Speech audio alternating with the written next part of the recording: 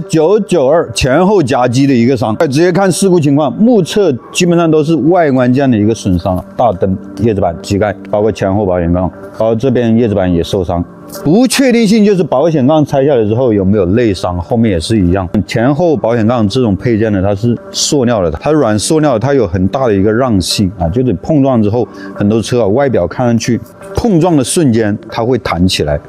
所以说不知道里面有没有伤。如果没有内伤，基本上就是很小的一个伤，几千公里的一个车，车主就是人心情是非常糟的，就觉得很爱惜自己的一个车被撞成这个样子。那么单从事故来这种损伤来讲，它因为损伤都是外观件，哪怕做一个普修，这种车它也不会被定义为事故车。因为定义为事故车是有国家标准的，它是车身不可拆卸的，车架部分有伤才会被定义为事故车。像这种叶子板、大灯、机盖，它这都属于可拆卸的一个配件。像这种车，它价值比较高，做精修来讲的话，修得越好，对它的一个保值度越高。另外一个保时捷991、992这种车，包括718也是一样，它这种圆灯的设计，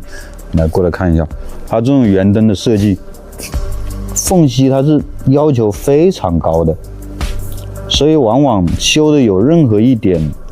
修的精度有一点偏差，它这个缝隙都不好看，就是不管近看还是远看的，就是特别扎眼。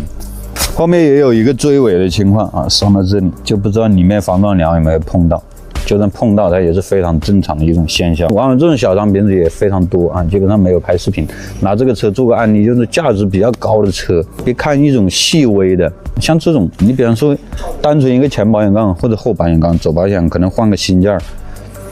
大几万块啊，或者换一个灯，随随便便一定损10几20万，但是实际车它的损失是非常小的，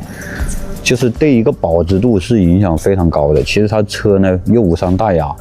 啊，也不是说是隐瞒车况，比方说这种保险杠啊，这种伤都是可以修复的。就是咱们没有必要去换的新配件，它不一定有原车修复出来的东西好，原车件还是原车件，对吧？好吧，大概情况就是这样，废话不多说，直接开告。